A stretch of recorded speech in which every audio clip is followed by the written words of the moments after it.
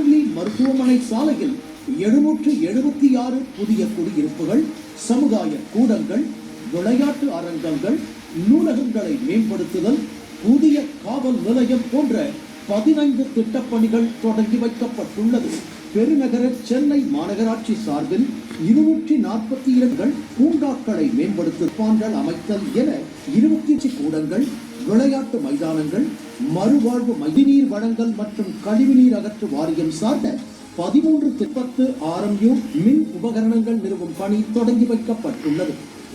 வாழ்வுத்துறை சார்பில் புதிய மருத்துவ உபகரணங்கள் வழங்கப்பட்டுள்ளது. தமிழ்நாட்டின் வளர்ச்சிக்காக பாடுபடுமையின் வரலாற்றில் ஒரு புதிய சகாப்தத்தை திராவிட முன்னேற்ற கழகம் எழுதியிருக்கின்றத பெருமையோடு சொல்ல வேண்டும்.